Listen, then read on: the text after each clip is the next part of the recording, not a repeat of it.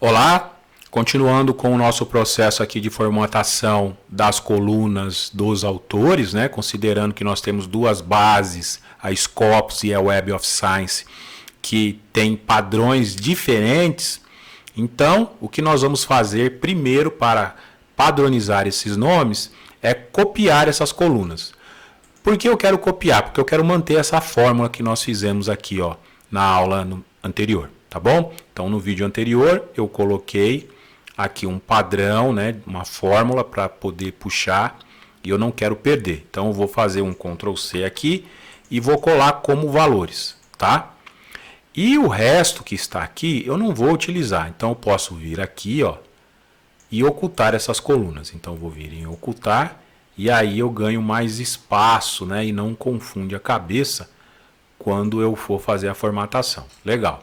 Deixa eu colocar isso aqui em vermelho. Eu sei que é provisório, tá? E agora é o seguinte. Bom, deixa eu até mudar aqui a nomenclatura. Aqui é Scopus e aqui é Web of Science, tá? Bom, primeira coisa que você tem que se perguntar é por onde você vai padronizar. No nosso caso, aqui no exemplo, estou padronizando pela Scopus. Então, eu vou ter como objetivo fazer a Scopus, ou melhor, a Web of Science ficar mais parecida possível com a Scopus. Apesar de que aqui também nós vamos formatar, tá? E como é que eu vou fazer esse processo? Reparem que na Web of Science, os autores são separados por ponto e vírgula. Na Scopus, são separados por vírgula. Então, o primeiro passo é deixar todo mundo separado por vírgula. Só que tem um outro problema. Se eu separar por vírgula, eu vou ter o autor, o sobrenome do autor, depois o segundo autor, tudo separado por vírgula. Aí vai dar erro. Neste caso, precisamos primeiro excluir as vírgulas. É o que eu vou fazer. Então, seleciono a coluna, venho em localizar, substituir, e aqui, ó, eu digito aqui vírgula e aqui eu deixo assim, ó, sem espaço, sem nada, ok? E aí eu vou fazer o seguinte, eu vou fazer essa substituição. Então eu vou substituir.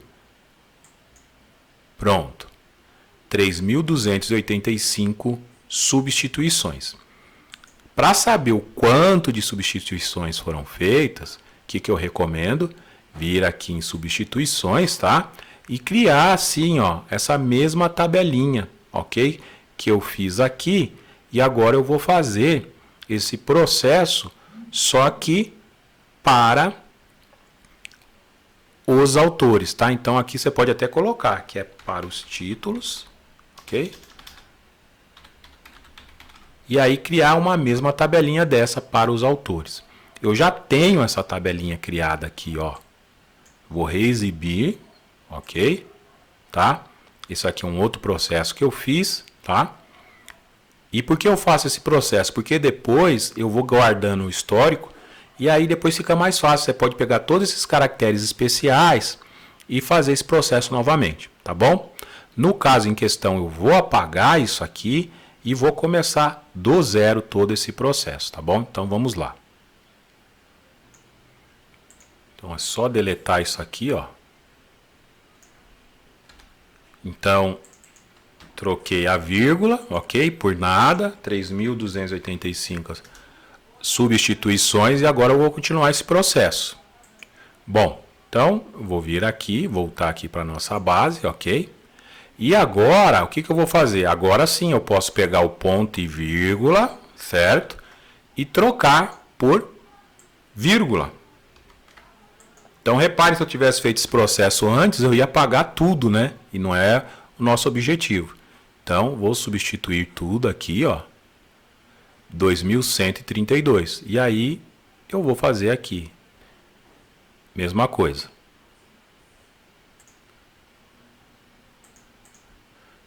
Copia o ponto e vírgula. Eu sei que foi trocado por vírgula. 2132 substituições. Tá? Não precisa de tudo isso aqui, tá, gente? Eu só estou mostrando aqui uma maneira de você deixar tudo documentado, saber quantas alterações foram feitas, porque de repente você já sabe o que impacta esquecer uma determinada alteração. Aqui, por exemplo, nós vemos que esse símbolo né? Essa barra invertida, ela está presente no documento 21 vezes, né? Diferente desse símbolo aqui, que são só duas, tá? Então, de repente, se esse símbolo aqui não conseguir, né? A linguagem de programação que você estiver utilizando não conseguir capturar, der algum problema, você sabe que o impacto não vai ser tão grande quanto, por exemplo, no caso do ponto e vírgula e assim por diante. Então, é esse processo que nós vamos fazer, tá? Então, beleza. Vírgula, ponto e vírgula já foi feito. E agora eu vou continuar esse processo de padronização para os demais caracteres. Ó, eu vou tirar aqui esse traço. Acentuações eu também vou excluir. Vou tirar tudo. Vou limpar a base, ok? Para depois ir para Scopus, tá? Então eu vou parar o vídeo agora, dar uma pausa. E quando eu terminar esse processo eu mostro já finalizado. Bom, finalizei a parte de limpeza da base Web of Science, né, da coluna de autores, ok? Vejam que aqui na substituição, nessa tabelinha de substituições, nem encontrei muitos caracteres especiais, né? Então eu tenho a vírgula, que a gente tinha feito esse primeiro tratamento, ponto e vírgula, tracinho, esse, né, o conjunto, né, de colchetes, tá? Aí a gente tem a aspa simples e o ponto de interrogação apareceu aqui, ó, uma vez, tá? São poucas.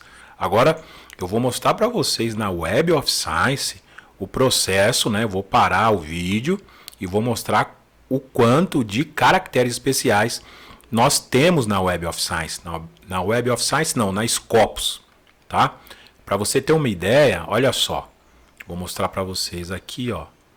Eu deixei selecionado para aqui, ó. Passou. Vamos ver. Cadê aqui em amarelo? Eu acho que eu passei aqui um pouquinho. Aqui. Pronto. Então, olha só. Então, é um artigo que tem tanto na Web of Science como na Scopus.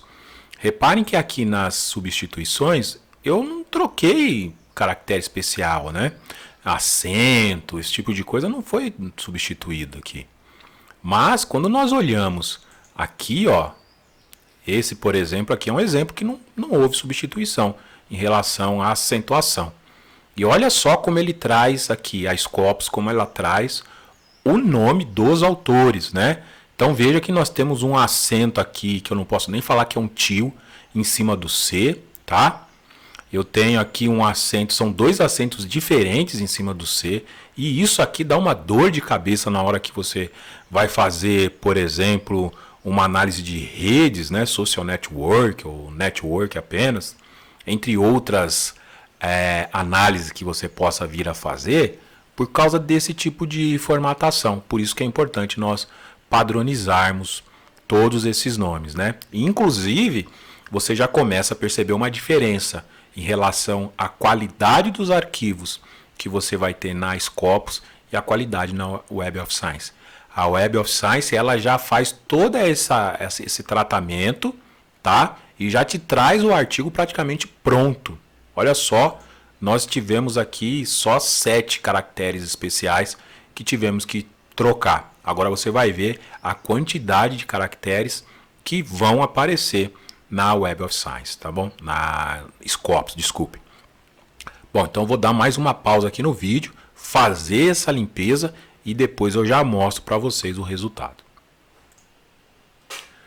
Pronto, finalizei o processo de limpeza da base da Scopus, né? A coluna de autores.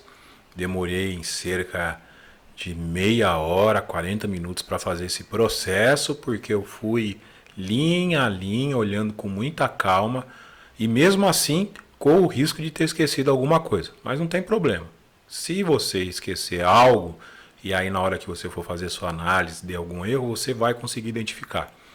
O importante é você ter esse histórico aqui, ó, tá? Porque além de você saber quais as alterações que você fez, né? Lembrando que isso aqui é opcional, mas eu gosto muito porque eu vejo mais ou menos na hora que eu vou olhando aqui, ó, nos autores e vou trocando os caracteres especiais, quantas vezes é possível que esse autor esteja na base. Por exemplo, se eu estou trabalhando com um nome que tem esse S com esse acento em cima e aparece na minha base 10 vezes, eu sei que aquele autor não vai estar mais do que 10 vezes na base, né? Então, possivelmente, nós não vamos ter esse autor no caso, como sendo uma das pessoas mais representativas, tá? Então, são umas dicas que eu dou para você, ao mesmo tempo que está fazendo essa análise um pouco quantitativa, começar a analisar, observar algumas relações. Que essas relações são fundamentais para o trabalho que você vai desenvolver, porque são essas relações que você vai ter que escrever a sua narrativa, né, e contar a sua história sobre o que está acontecendo naquele campo de conhecimento, naquele tema que você está trabalhando, tá bom? Então finalizamos aqui mais essa etapa. Até mais.